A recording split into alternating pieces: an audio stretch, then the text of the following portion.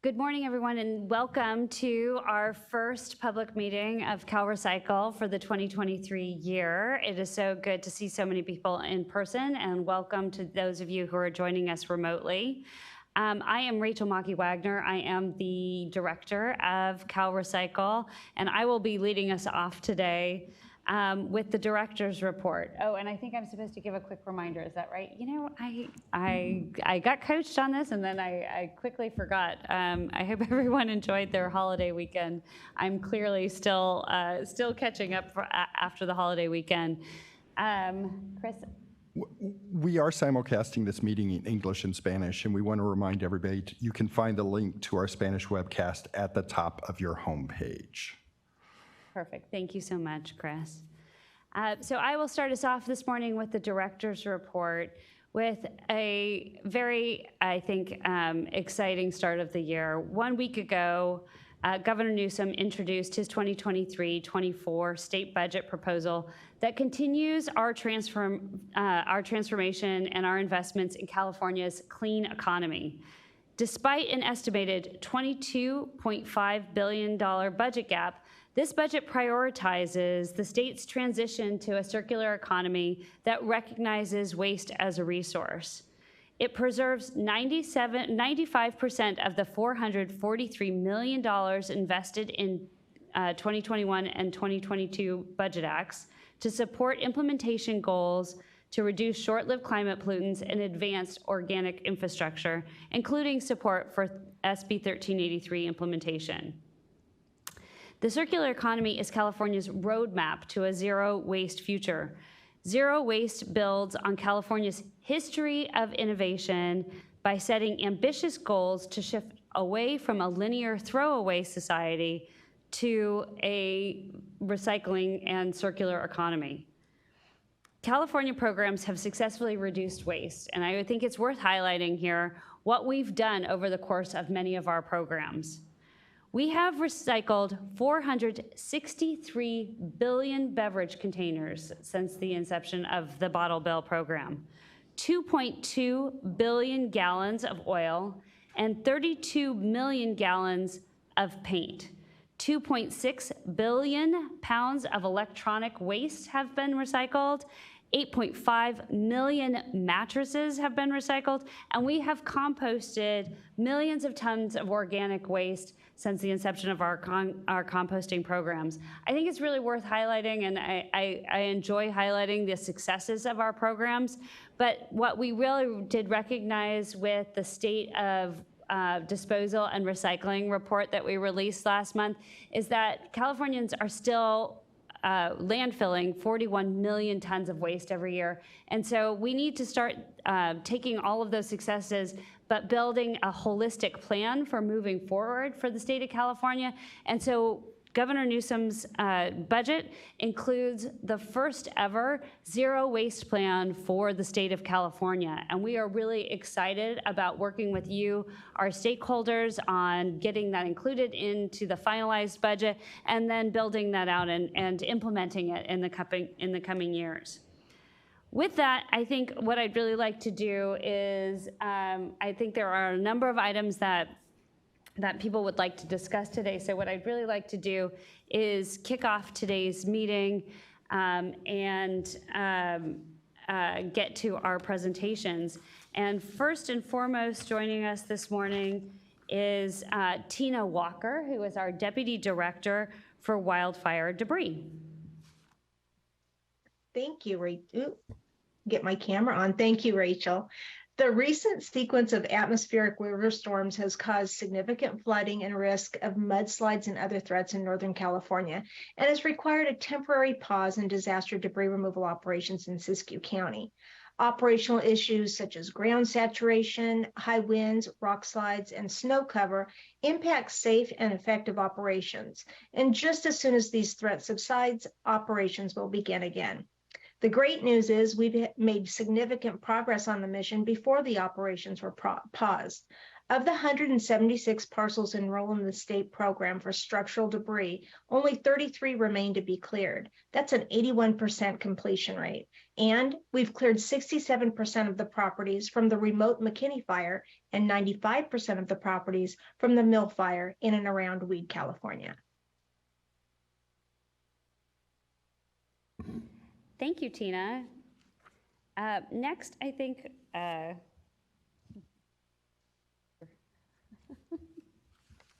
We have another reminder that you can submit your public comments on any of today's agenda items. If you're here in person, you can use one of our meeting room microphones. If you're joining us remotely, you can submit a comment using the public comments portal. You can also find a link to the portal by clicking on the public meeting web banner at the top of our website. Just go to CalRecycle.ca.gov. We'll address public comments a little bit later. thank you so much. And next we have Deputy Director Zoe Heller joining us with an update on California's historic plastic and packaging reform law.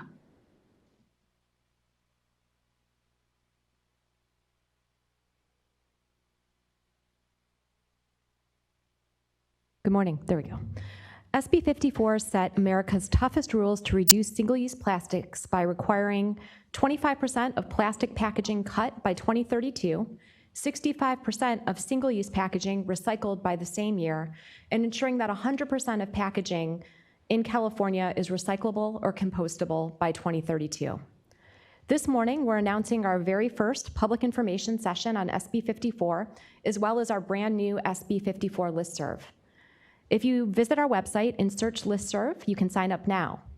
Our information meeting is January 31st from 10 to noon, and you can participate here in person, through Zoom, or through a live webcast. More information is coming and will be shared online and through the SB 54 listserv. Switching gears to 1383, as a reminder, we're going to be holding our next SB 1383 Chat with CalRecycle tomorrow from 1 to 4. We invite you to discuss the latest tools, guidance, and funding available to assist with local program implementation. Tomorrow, we're going to be focusing on multifamily dwellings and highlight program implementation in various jurisdictions throughout the state of California. We also want to hear your feedback on our new electronic annual report, or EAR process. We're holding these webinars each month to answer questions and share how other jurisdictions are successfully implementing their programs across the state. Next on the agenda is staff's evaluation of an Article 2 technology determination application submitted by H-Cycle is provided by the SB 1383 short-lived climate pollutant regulations. First, I'd like to provide a little background on the purpose and the scope of Article 2. SB 1383 requires California to implement strategies to reduce greenhouse gas emissions like landfill methane emissions. Organics make up half of what Californians throw away each year, so reducing landfill disposal of this material is among the fastest ways that we can impact the climate crisis.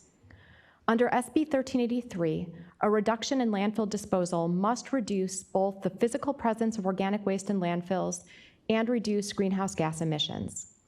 The Integrated Waste Management Act defines landfill diversion and disposal activities for purposes of city and county diversion mandates. Article 2 was necessary to clarify the activities and operations that constitute diversion of organics from landfill and disposal to implement SB 1383.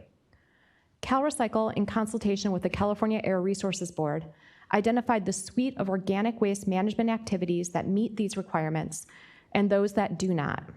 SB 1383 regulations established a process to evaluate operations or facilities not explicitly listed under Article 2 that may reduce greenhouse gas emissions and reduce the disposal of organic waste. The purpose of this new life cycle analysis is to allow for new technologies to be evaluated as a reduction in landfill disposal and to assess their greenhouse gas emission impacts.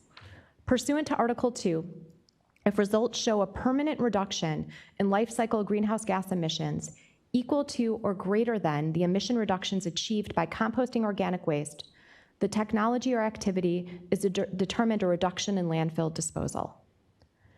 As explained in the request for action, an Article 2 technology determination is limited in its scope and application. The determination allows a technology to count as reduction in landfill disposal for purposes of the SB 1383 regulations if it can show it achieves the required greenhouse gas emission reductions. For clarification, Article 2 is not an endorsement of a technology. It does not constitute a permit or permit approval. It does not impact existing or proposed solid waste facility permits. It does not constitute a license or certification, and it does not mean a proposed technology deemed to be a reduction in landfill disposal under SB 1383 would not be considered landfill disposal under other laws. A project would be subject to all statutory and regulatory requirements, including CEQA, permit review, and approval processes, and must comply with all other existing statutes and regulations. The determination applies only to the technology descriptions specified in the application and is void if any parameters of the proposed operation are different than described in the application. Turning now to the Article 2 technology determination application submitted by H-Cycle. This determination is based on an evaluation of life cycle greenhouse gas emission impacts of H-Cycle's technology as described in the application submitted to CalRecycle. H-Cycle's technology processes up to 130,000 tons of organic waste into high-purity hydrogen. The end uses for the hydrogen would include refining operations and heavy-duty fuel cell vehicles. The evaluation of H-Cycle's life cycle greenhouse gas emissions was conducted by CalRecycle in consultation with the California Air Resources Board. The evaluation found that H-Cycle's proposed technology meets the regulatory benchmark to be considered a reduction in landfill disposal. Application details and the analysis on this item can be found in the public notice linked on today's agenda. Action is needed by January 31st, 2023 to either 1, approve or disapprove of the determination that H-Cycle application constitutes a reduction in landfill disposal, and 2, approve or disapprove publication of the description of H-Cycle technology on CalRecycle's website. Moving on to our next topic, we would like to highlight that CalRecycle has now approved all industry-run pharmaceutical and sharps waste stewardship plans that have been submitted to date. Californians can use these programs to safely and properly dispose of their medication and used sharps material. Take a look at this short video. It's now easier than ever for Californians to prevent unwanted or unused medication from getting into the wrong hands. Just drop meds off in a collection bin or mail them back. You can also prevent accidental needle stick injuries by using free mail-back programs. CalRecycle approved California's first ever statewide industry-run programs dedicated to safe medication and sharps waste disposal. It's easy and convenient. Look for medication drop boxes at participating pharmacies, hospitals, and sheriff stations, and/or receive free mail-back materials when you buy new needles. Scan this QR code now for more information. If you missed that QR code, you can find more information about the Pharmaceutical and Sharps Waste Stewardship Program on CalRecycle's website. We are now more than a decade into California's Paint Stewardship Program. Take a look at how extended producer responsibility requirements made it easier for consumers to help protect our planet. Every year, Californians buy enough paint to cover 35 million rooms with 2 coats. That's 70 million gallons of paint. But what can you do with what's left of this often hazardous substance once projects are complete? In California, it's free and easy to turn in leftover paint in a safe, environmentally friendly way. It's all thanks to a 2010 state law that made the paint industry responsible for managing excess paint. Now, 99% of Californians have a free drop-off site near them. Within 15 miles of my house, there are 18 PaintCare drop-off locations. It wasn't always this easy. Paint's illegal to dispose in your household trash or down the drain. Because it's made out of hazardous or dangerous chemicals that can pollute our local waterways and really hurt the wildlife that live in them. Paint chemicals include formaldehyde, turpentine, and other carcinogens and neurotoxins that, if improperly managed, can threaten our water, food, and our health. Older paint can even contain metals like lead, which are especially harmful for human health. Not too long ago, Californians had few options to manage excess paint.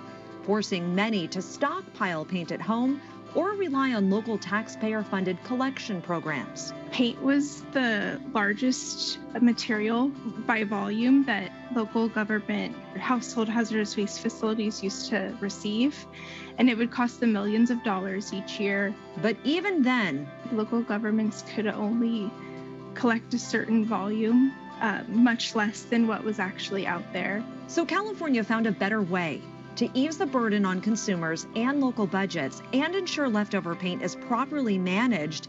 Then Northern California Assemblymember Jared Huffman authored AB 1343.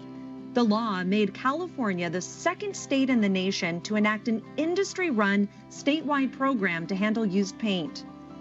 Manufacturers that sell paint in California chose the nonprofit PaintCare to design and operate a stewardship program, which CalRecycle oversees.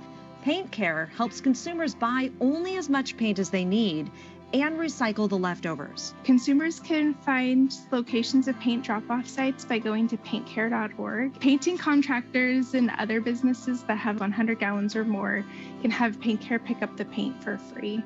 Funded by a small consumer fee on the purchase of new paint, the organization and its partners promote reuse. When you're done with your paint, someone else can use it. PaintCare partners paint reuse sites that offer free paint to Californians, and they're constantly looking for more. Collecting, reusing, and recycling more paint to keep harmful material from contaminating our communities. California Innovation shows the world how to make it easier for the public to help protect the environment.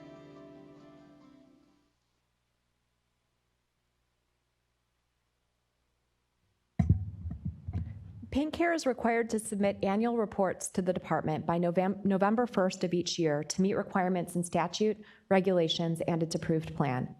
PaintCare's fiscal year 22 annual report shows a boost in program convenience by providing 847 free drop-off sites within 15 miles of 99% of Californians.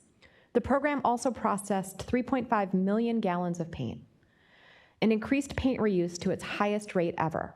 The director will determine whether to adopt a finding of compliance, noncompliance, or conditional approval for PaintCare's annual report by January 30th, 2023.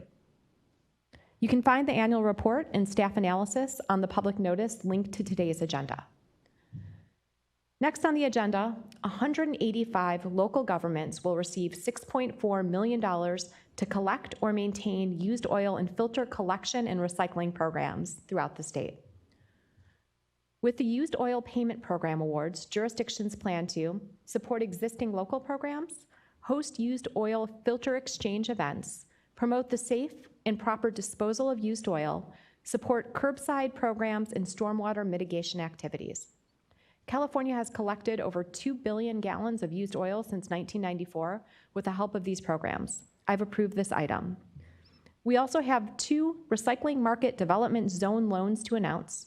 Princess Paper in Vernon, California will use $1.5 million loan for equipment upgrades and working capital. The company processes milled paper into products like napkins and paper towels. The project is expected to keep an additional 1,000 tons of paper out of landfills. And David Soyland Company in Rohnert Park, California will use its $1 million loan for working capital and new equipment. The company processes recycled concrete, asphalt, and soil. The project is expected to keep 35,000 tons of construction and demolition waste from landfills and create new jobs. The next slide shows a list of our current grant opportunities. The deadline for the Beverage Container Recycling City-County Payment Program application is today, and you can find a full list of open applications on CalRecycle's funding page. Back over to you, Rachel. Thanks, Zoe. And thank you to everyone who was able to join last week's iRecycle Smart webinar on digital strategies for local recycling education. If you missed it, we will be holding 2 additional recycling education webinars tomorrow from 3 to 5 p.m. We'll be focusing on measuring a campaign's impact on recycling behavior change. And next Wednesday, we'll focus on the use of social media influencers to expand your reach. We hope you can join us, and if you want more information, please look at CalRecycle's website. Moving on to our pending solid waste and tire facility permits, Branch Chief Paulina Lawrence is here with an update. Paulina? Thank you, Rachel. First off, I'd like to start with those solid waste facility permit action items that are continuing on the agenda. This is for Recycling Industries, Inc. It's located at 4741 Watt Avenue, and this is in Sacramento County. It's a new solid waste facilities permit. Action is needed by February 13th, 2023. Next up, I'd like to go to those emergency waivers that the department has received since the last monthly meeting. The department has received four emergency waivers. The first one being Humboldt County. It's for Recology Eel River. On December 20th, 2022, the County of Humboldt Local Enforcement Agency granted an emergency waiver for the daily tonnage and operational hours of the transfer station until February 18th, 2023. This is due to the December 20th, 2022 earthquake. Next up, we have 2 emergency waivers for Santa Cruz County. The first one is for the facilities of Buena Vista Drive Sanitary Landfill and Ben Lomond Transfer Station. On January 11th, 2023, the Department of Resources, Recycling and Recovery, known as CalRecycle, acting as the enforcement agency for Santa Cruz County, granted emergency waivers for these facilities for the permitted tonnage, hours of operation, types of solid waste, and storage time limits before transfer, in addition to processing or disposal of non-hazardous solid waste until May 11th, 2023. This is due to the emergency resulting from the severe winter storms throughout the state. And lastly, the department received emergency waiver late last week from San Mateo County for Ox Mountain Landfill. On January 12th, 2023, the San Mateo County Environmental Health Department granted an emergency waiver to this facility for to exceed the permitted daily tonnage of 3,598 tons per day, and to also exceed the permitted hours of operations. And then lastly, to exceed the permitted traffic volume of 501 vehicles per day. This is until May 2023. This is due to the emergency resulting from the January 2023 winter storms. Back to you, Rachel. Thank you, Paulina. You can find more information on any of today's agenda items on our website. Just go to CalRecycle's homepage and click on the public meeting web banner at the top of our site. Now will be time for public comments. We've received a number of comments prior to today's meeting that are more in the form of a letter or have a lot of points across the top. So we will be posting all of those on the website and try to consolidate the main concerns so that we can address the main concerns. But all of our public comments that were sent in will be posted on our website for everyone to see. And with that, let's turn it over to public comment. Do we want to do those people who are in the room first, I think?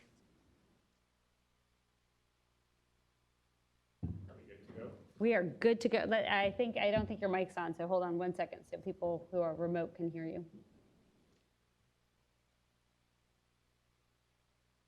How's that? Oh, yeah. We're good. All right, thank you. So I am Rob Morgan, CEO of H-Cycle. So thank you, Director Wagoner and staff and public for being here today. I appreciate the opportunity to speak about the important topic of advanced and innovative technologies that are going to help us with compliance in California's short-lived climate pollution waste reduction regulations, or SB 1383. SB 1383 is a critical part of achieving California's climate goals. It diverts organic waste from our landfills and reduces or prevents the release of harmful greenhouse gases like methane, something CalRecycle itself has recognized as a global, regional, and local issue. Once again, this last few weeks, climate change has reared its head, and I join all of you in hoping those impacted by the storms a safe and secure recovery, as we've all been hit by this. The Article 2 process is a fundamental part of SB 1383's implementation, and it has been since being signed into law 7 years ago, sorry. Article 2 is a mechanism for innovative technologies for organic waste diversion to be included as a compliance pathway. These innovative pathways divert organic waste from landfills, and they reduce the greenhouse gas emissions associated with those landfill activities. H-Cycle is proud to be part of this Article 2 conversation, and we are proud to be part of the solution as a complement to other pathways like anaerobic digestion or composting, as the state works to achieve its climate goals. H-Cycle makes renewable hydrogen as the output of our process. Thus, the approval of our generic pathway under Article 2 addresses a second element of California's major climate goals related to transportation emissions. H-Cycle's renewable hydrogen will be used in the Advanced Clean Fleet program to offset diesel emissions from heavy-duty freight, one of the most impactful and beneficial uses of renewable hydrogen to reduce local, regional, and global air emissions. And our local benefits go beyond reducing air pollution. Every H-Cycle facility will be using local and regional waste, developing local renewable fuels, providing local good-paying jobs with benefits, and investing in underserved communities that will benefit the most from stimulus envisioned by California's commitment to green economic development. We have several projects in development in California communities that will benefit from these features, and we have gotten support from municipalities, waste processing companies, and fleet operators about their interest in our renewable hydrogen efforts. As you all know, organic waste is often commingled with other materials and presents a challenge to all parties tasked with compliance and implementation of SB 1383. Sorting and separating processes are imperfect, and H-Cycle would enthusiastically receive pure organic waste streams. As documented by staff in its analysis of H-Cycle's Article 2 pathway application, H-Cycle, we have committed to invest in additional on-site feedstock processing to minimize contaminants that enter our feedstock streams. In fact, we have environmental and economic incentives to minimize these contaminants to improve our carbon intensity score.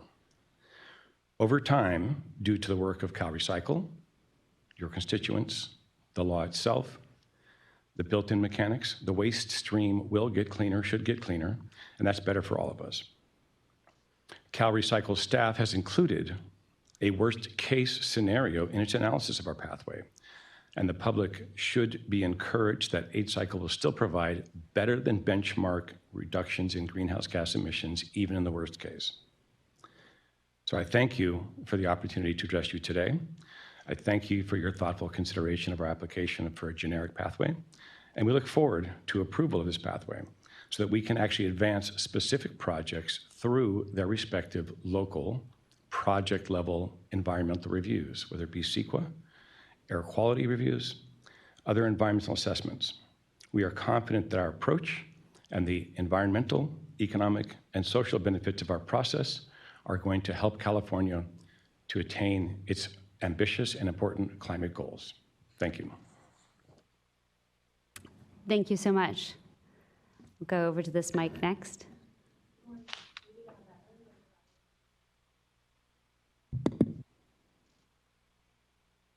Not on? Oh, good. I'll try again. Good morning. Julia Levin with the Bioenergy Association of California. We represent more than 100 local governments, public agencies, nonprofit, community groups, and research institutions, and private companies that are working to convert organic waste to energy.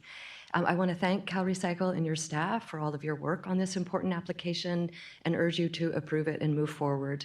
Hydrogen is, without doubt, the cleanest, most beneficial alternative to landfilling that we can provide in California at this point. Lawrence Livermore National Lab and its groundbreaking report from 2020 on how to get to carbon neutrality made a very strong peer-reviewed case for converting organic waste to hydrogen as the lowest carbon, most cost-effective way to reduce short-lived climate pollutants and provide carbon-negative emissions that we're going to need to reach carbon neutrality. That's why the Air Board in its 2022 climate change scoping plan strongly pushed for more hydrogen production in general, and in particular using organic waste for hydrogen. The US Department of Energy in its Clean Hydrogen Hubs program, President Biden and Congress's Hydrogen Moonshot, has strongly encouraged projects to use biomass and other organic waste converted to hydrogen, both for the fuel itself and as process heat and power for hard to electrify end uses like cement, manufacturing, other industrial purposes. In the case of H-Cycle's application, this is going to be a particularly beneficial project. Not only will it help reduce landfilling, your goal, but it will replace diesel in heavy-duty trucks. Diesel particulate matter and diesel pollution in general from heavy-duty trucks is the single largest source of air pollution in the South Coast and the San Joaquin Air District, the two dirtiest air districts in the entire country. It's also the largest source of air pollution in most disadvantaged communities. It is absolutely essential that we get diesel trucks off the road and that we replace them with much cleaner alternatives. And by far the cleanest alternative will be hydrogen fuel cell trucks that can run on carbon negative hydrogen from diverted organic waste. So for all of these reasons, thank you again for all of your work on this new pathway, and we hope you will approve it as soon as possible. Thank you.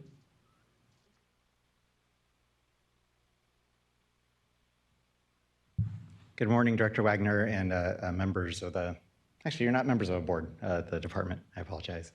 Nick Lapis with California Advanced Waste, here to urge you to reject the RFA for H-Cycle. We submitted pretty detailed comments that I do not want to repeat in depth, but I did want to highlight a couple of them. Before I do that, I actually wanted to ask a question just to put on the record. Without speaking specifically to this facility, would a facility using this technology with the feedstocks identified in the RFA be considered a transformation facility?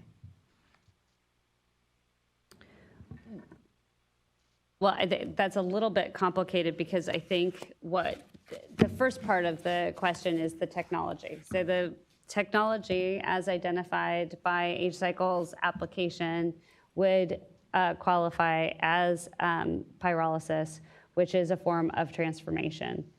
And for the purposes of this RFA, I believe the feedstock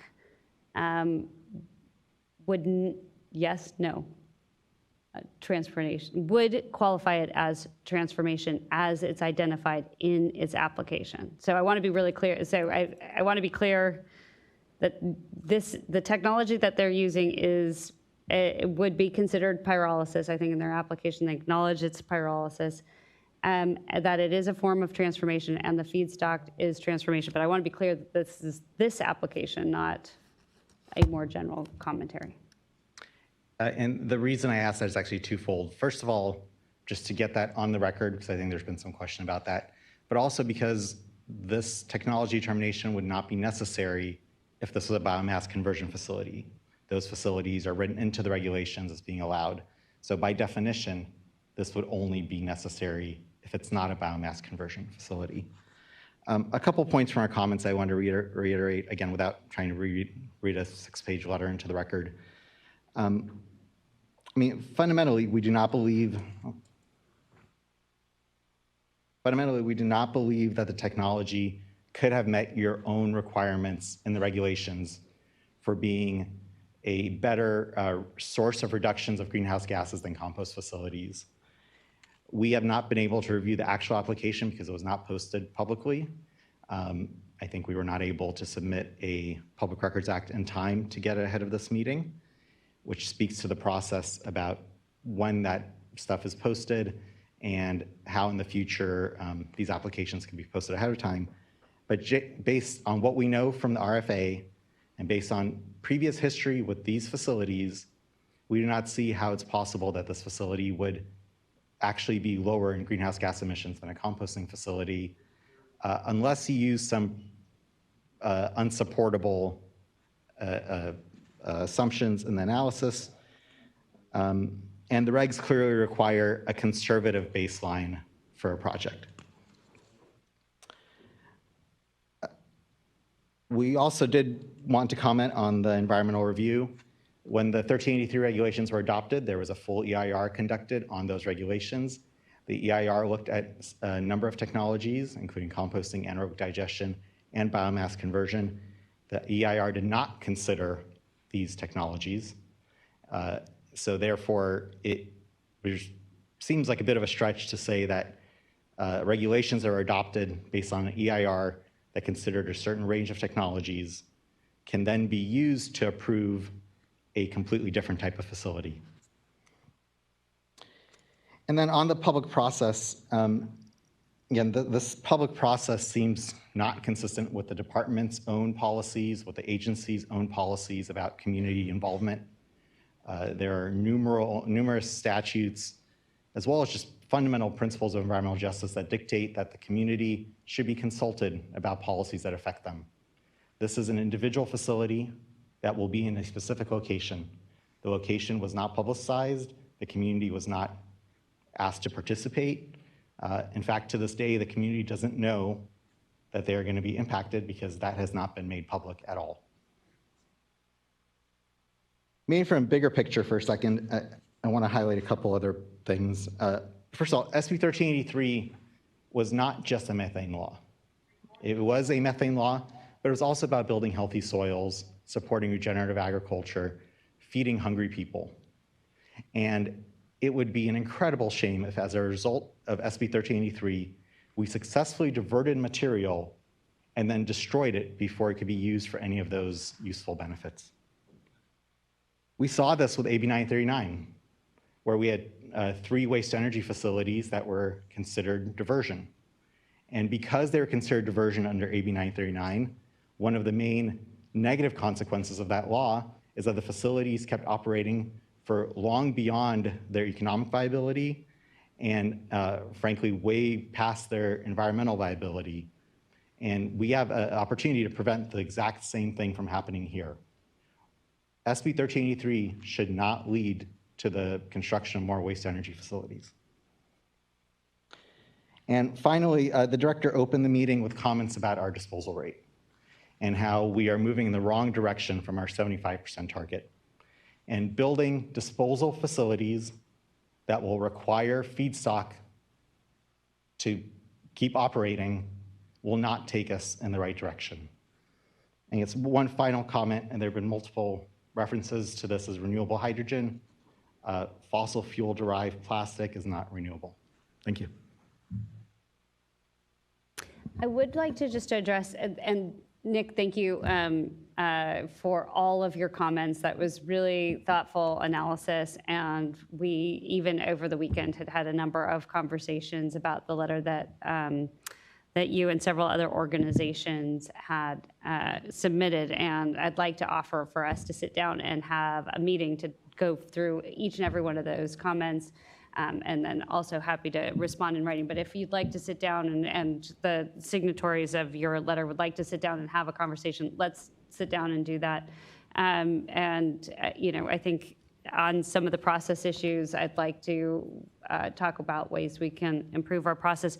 I do want to just on the point of the community impact, just to be really 100% clear on this point, because we received, or I received several emails over the course of the weekend, is that the application under Article 2 is an analysis of the technology, the feedstock, and the life cycle analysis of what the application included in terms of its comparability to composting, in terms of its definition of disposal, and then reduction in greenhouse gas emissions. It is not a permit for the facility. It is not a siting of the facility. H-Cycle in their application considered multiple different locations and will be considering, I believe, multiple different locations, and there will be a full CEQA process associated with the siting of that facility, There will be additionally public opportunity for input on that siting when a facility is actually sited. So I just want to be really clear in terms of the Article 2 process, that it is a review based on the data that is submitted in the application of what the greenhouse gas emissions of that particular technology would be pursuant to Article 2 of the regulations. So if there is if H-Cycle does proceed with siting, there will be an opportunity to comment on that particular facility, as well as all of the permits that are required, as the President mentioned. With that. Thank you. My name is Courtney Brown. I'm with the California Alliance for Community Composting. We are the organization that is currently collaborating with CalRecycle to implement the Community Composting for Green Spaces grant program. However, given the budget cuts that were announced by the governor last week, the source of funding for continuing this program through 2025 is now in jeopardy. We commiserate with the difficult choices that are before CalRecycle as you look to consequentially have to make budget cuts yourself.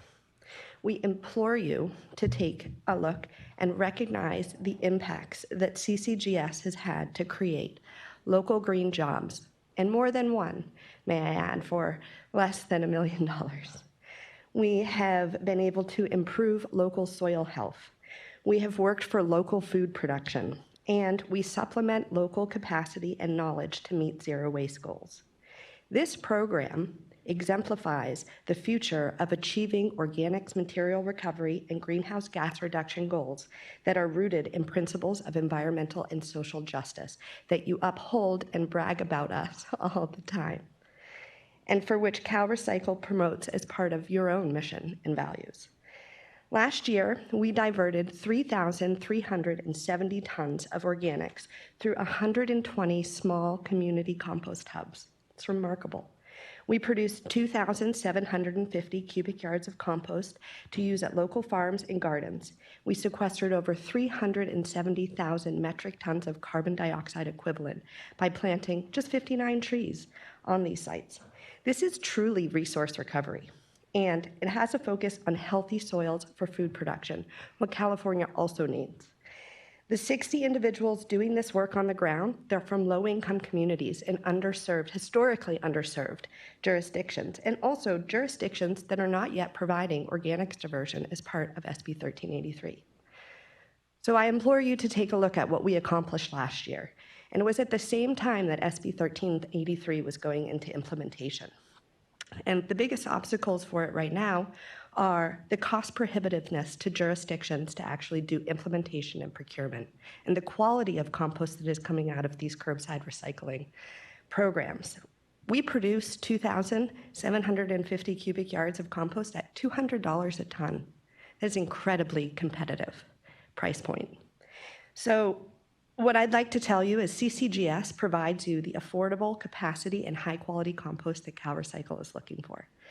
It is not the time for CalRecycle to stall any investments in this low-cost and community-based composting infrastructure and development, and I know you're committed to finding other sources of funding for this program, especially because what California needs right now in order for SB 1383 to be most successful from the outset is continued public education and engagement with compost, so that what is at the forefront of CalRecycle's mission and CAC's collective missions is that the state's targets are viable and attainable, and the compost end products are actually desirable. Thank you very much for your consideration of this program. Thank you so much for your comment, and I do want to reiterate that despite the fact that we are not seeing the influx of funds into the general fund that we had anticipated last year, and the governor, as you noted, had to make for his budget last year, or last week, excuse me, some cuts to that. We are committed to looking for other sources of funding that we have internally and making sure that we're using all of our funding in the most effective way possible, and really do appreciate all of the work that the community composting programs are doing across the state. And so thank you for being here, and thank you for your comment.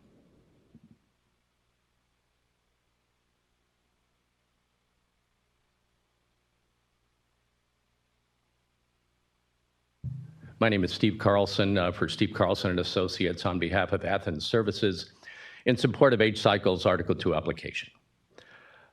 Athens Services is a local, family-owned waste collection and recycling company that has been in the greater Los Angeles community for over 60 years.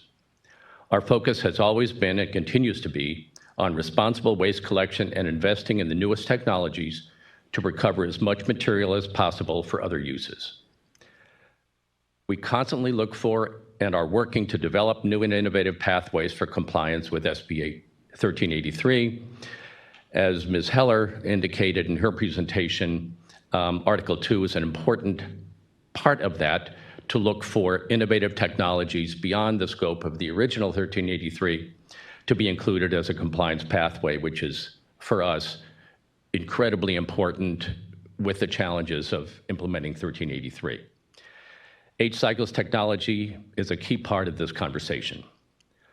Athens has, on a personal level, if you will, Athens has installed and operates 2 organic separation presses that remove organics from the landfill waste stream. The materials are sent for composting, beneficial reuse, and the liquids to an anaerobic digester.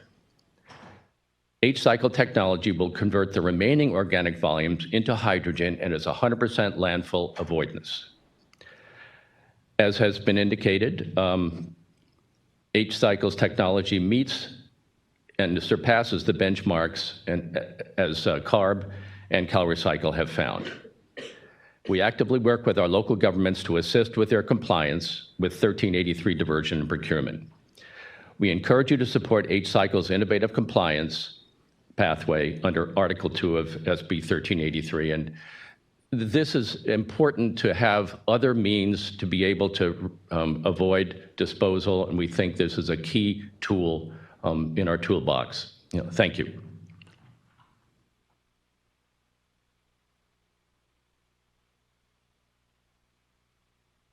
Hi, my name is Shira Lane. I made it last minute. I run the Atrium. It's a Creative Innovation Center for Sustainability. Really excited what CalRecycle is doing. But I came to make a suggestion. A lot of the grants are for particular products when we're talking about building a circular economy. And while we're building a circular economy, until we get to circular products, we're still continuing output of waste. And so what I suggest is we need more innovation hubs, that more of like a reuse facility, so that way we can collect items, have artists around to start playing with items and start coming up with products and services. And this is a way, so just for example, Sacramento County has come to me with like, oh, here are some like HDPE helmets, can you do something with them? Right now we're a small nonprofit, we don't have storage space. But wouldn't it be awesome if there are items that we know that can be reused, that we organize them in a way that artists can come and incorporate them or think about new ways? We have artists that turn old speakers into new Bluetooth speakers. We have artists that turn inner tube tires into bags and wallets. We can come up with more things like that if we had a reuse facility. And this is something to pilot test, see if it works here in Sacramento. And if it works, then maybe every county can collect its own and then start building a real circular economy, because circular economy only works when it's small and local. Thank you. Thanks for your comment.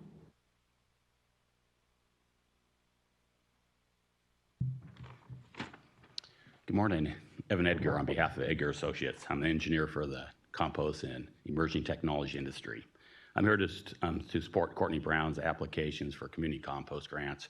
We support community compost throughout the state as part of the California Compost Coalition. To get that funding is important. So just continue on with community compost. Yeah, that is a local circular economy, as we just heard. I'm also here to support H-Cycle's application under Article 2. It's just a technology review. And being an engineer, I review all types of technologies. And upon my look at the record, it's not a transformation facility. It's an EMSW facility. That's Engineered Municipal Solid Waste, AB 1126 Gordon, 2012. So of record, it is an EMSW facility. And at the local level, the lead agency, city or county planning, will do all the work that Nick wants people to do with regards to public engagement. I've been involved with EMSW facilities at the local level, and we have a robust lead agency that looks at all of the CEQA issues and looks at all the community purpose and input. So it's going to happen once this selection is cited throughout California. I'm sure H-Cycle is going to go through the process to environmental review. So, and it says it's a comparison to compost, but really, by taking these MRF residuals, it's not really a comparison to compost, is that as behalf of the compost industry, we don't want these MRF residuals. From 2014 to 2021, your last waste characterization study, MRF residuals went up 3 million tons. 3 million tons. I don't want them. I don't want to compost that junk. There's no other alternative other than to put in the landfill. So if the environmental community wants to landfill this stuff, that's the alternative. This is not incineration, H-cycle. It's not transformation. The statute, it is the EMSW facility. So that's a key thing to put into the record. And at the local level, when they permit it, that will come out. One of the things I do as an engineer, I look at all types of different technologies. So we do anaerobic digestion and make renewable natural gas. And at the local level, we're doing that in the Environmental Justice Committee, EJAC. There's an Environmental Justice Advisory Committee at CARB. You'd be surprised that they're opposing renewable natural gas. And I'm all hat, no cattle. I'm not the dairy guy. I'm the urban cowboy talking about anaerobic digestion. I can't even have them support RNG in places. Plus, I work on biomass conversion with biochar. That's a great technology review, and we're deploying that statewide. And now we're looking at making hydrogen out of MRF residuals, and it's not good enough. RNG is not good enough. Biochar is not good enough. What is good enough for environmental justice community? I've been in front of them for the last year, in front of EJAC at CARB. I gave them all types of information about what's going on with the one technology they do support. EJAC is on record of supporting zero emission vehicles and all the battery production on record.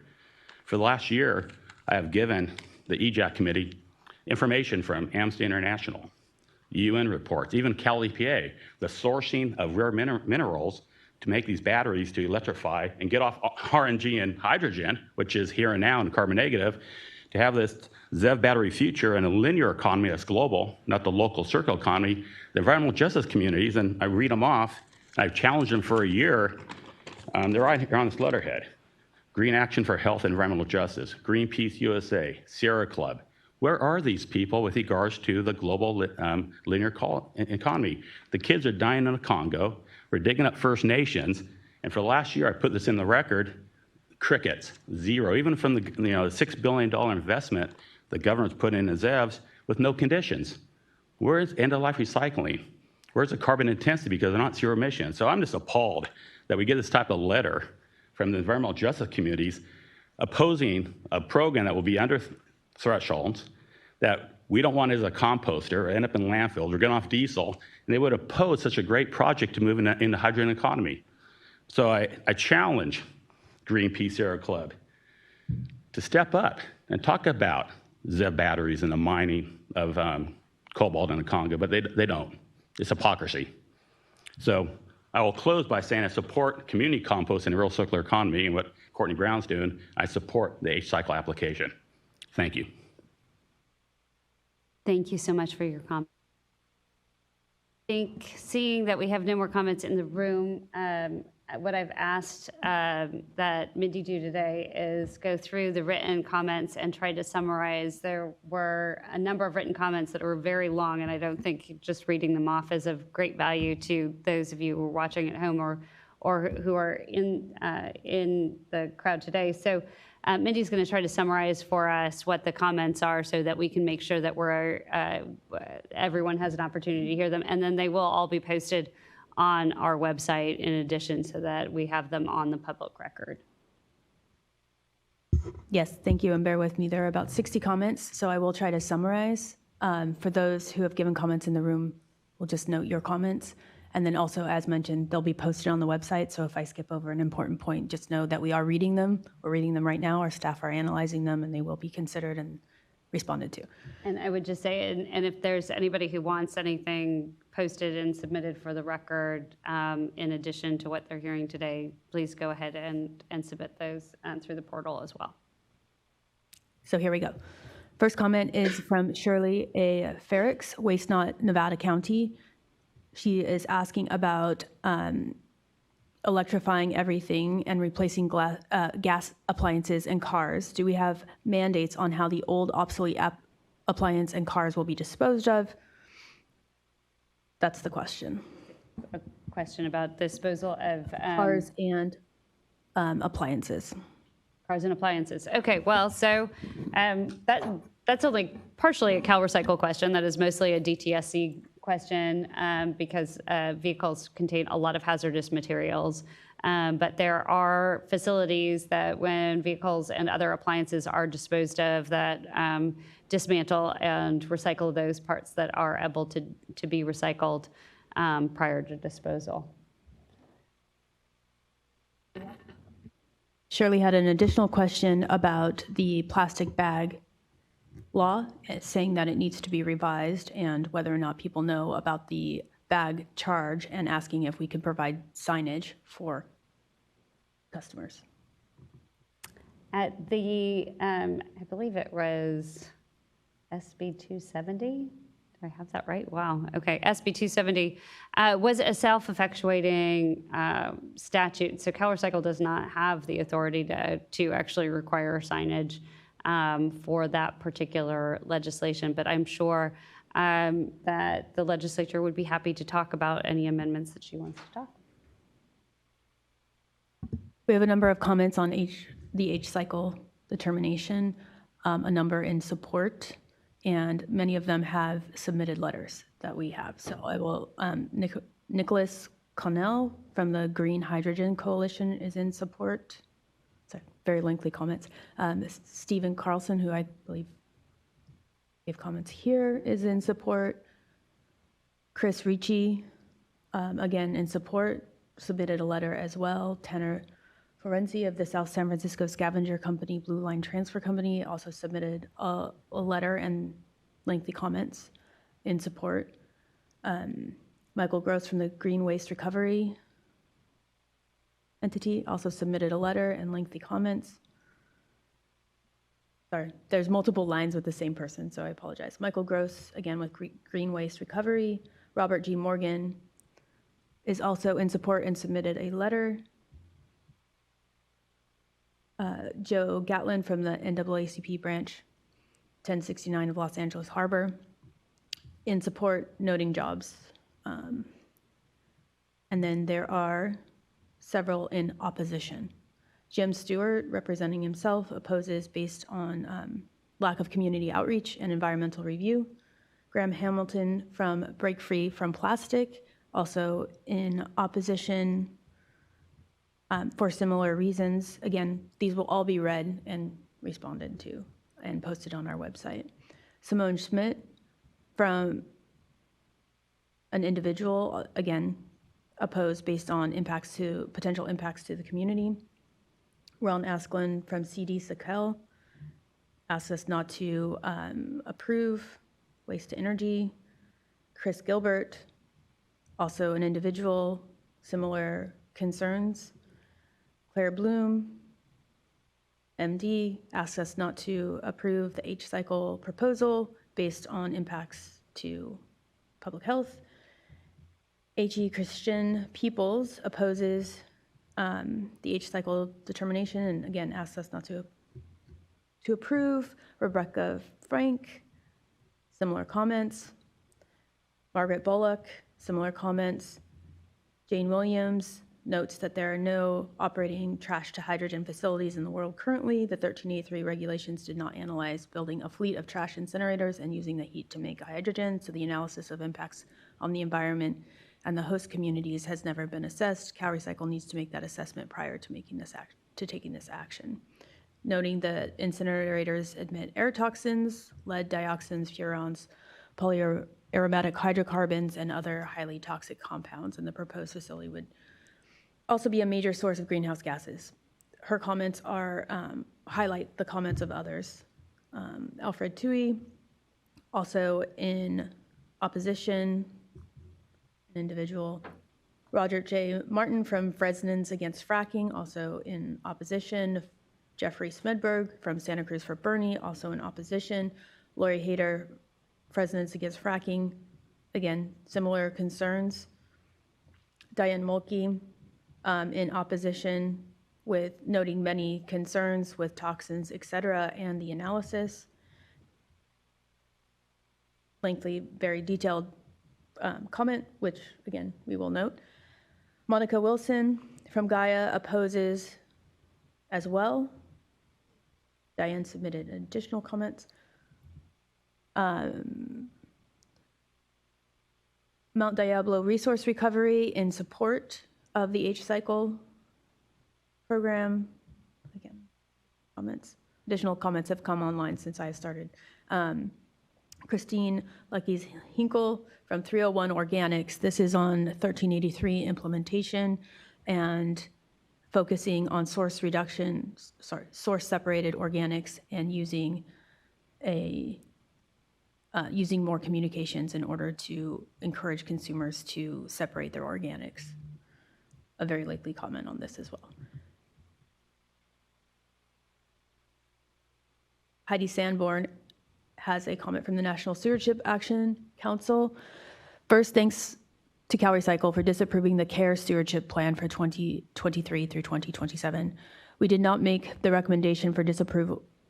We did not make the recommendation for disapproval lightly and know there is a lot of work to transition to CalRecycle getting the CARE contracts and executing and paying the contractor starting January 1st, which is the first time the state has had to do that for a stewardship program in California and the nation.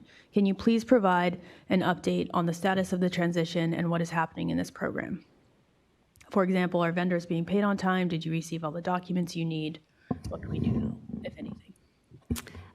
Thank you, Heidi, and for your comment. And I know this is an issue for a number of our stakeholders. We are currently operating and working with the CARE organization to continue operations and to work within the contingency plan to continue the program and implement the plan from the previous 5-year plan that terminated on December 31st. So we will be doing that in the short term as we transition the program to CalRecycle and then begin to review additional stewardship plans that are submitted to the department to achieve the statutory objectives and goals as specified. So we, processors and other payments continue to be made at this juncture as we continue to work with CARE to transition the program to the department until such stewardship plan has been approved.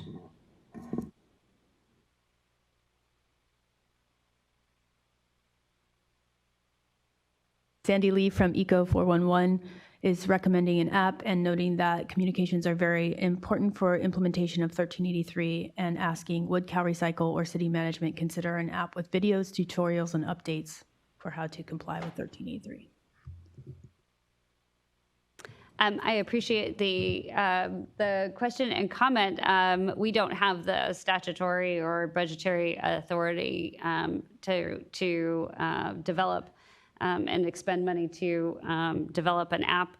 But I think that is a really interesting idea. And I know Maria West, our communications director, is listening from home today. So I'm sure she is taking note of this as we are thinking about additional education tools for implementation of all of our recycling programs, 1383, blue bin recycling, et cetera, and how can we provide more clear and concise education and tools for residents to be more successful. So thank you for the comment and question.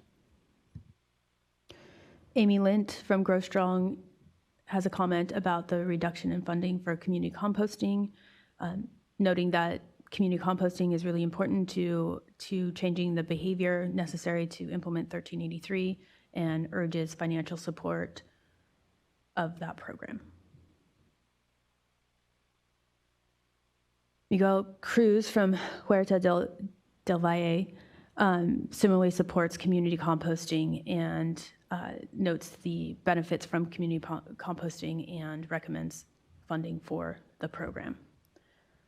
Eleanor Presencia from Food Cycle Collective also recommends funding for community composting and is noting specific projects that are very positive. and has a very lengthy comment, which of course we will read and respond to. Deborah Schnur of Route 66 Community Garden is also urging support for the community composting funding. Ellen Oboski, Food Cycle Collective, is also writing in support of community composting and concerned with the reduction in funding.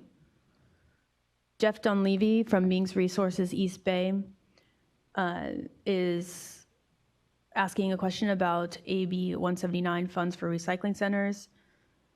How soon will the funds be available? Will they be made available to RVMs and bag drop?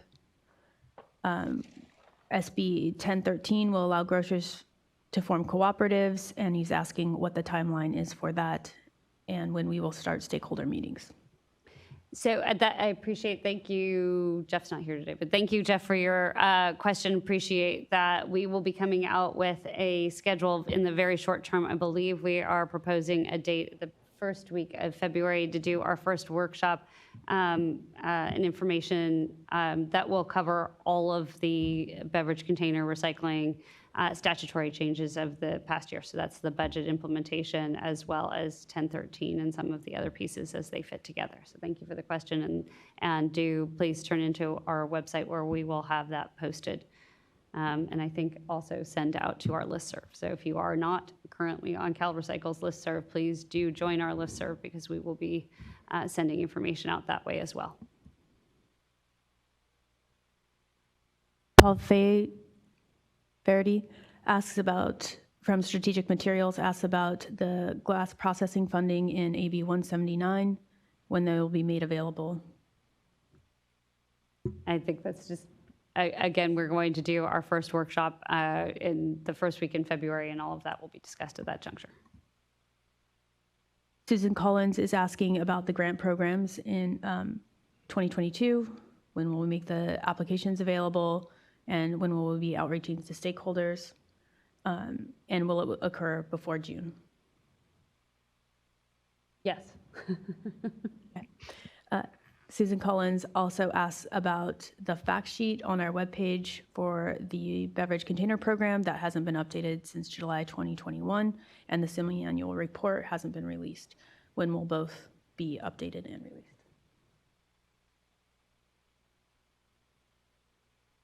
I'm not sure which fact sheet she is referring to. I know our program is actually updating that fact sheet at the moment, and I know Amy Cameron would have more details on that one when it will be posted, but it will be updated. It's in the process now. There you go. All right, I lost my spot, but we are on comment 75. Okay. Valerie Lake from Innovative Consulting is asking about 178 as well. When will it be spent?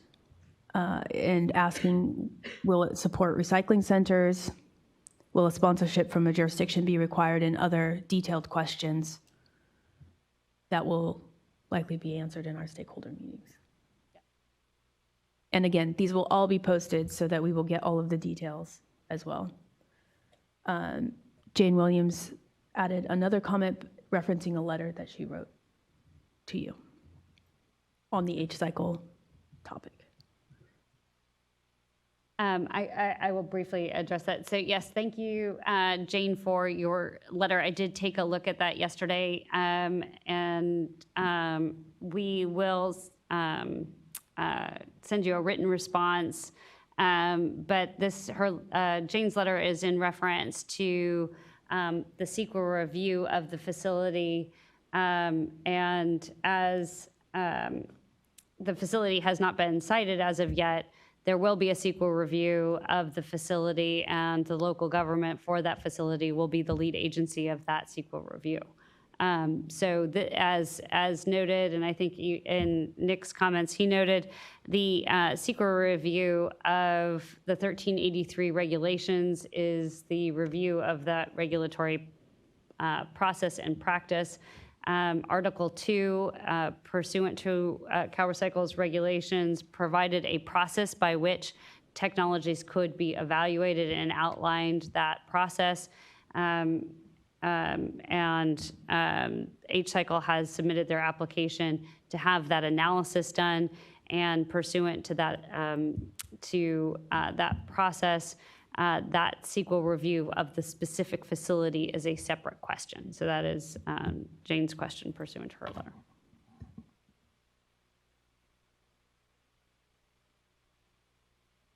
A comment from Kristen Sandell, also in opposition to the H-cycle project. And finally, Scott Gardner, who is noting that the process is not incineration and not transformation per California regulations, and rather engineered MSW.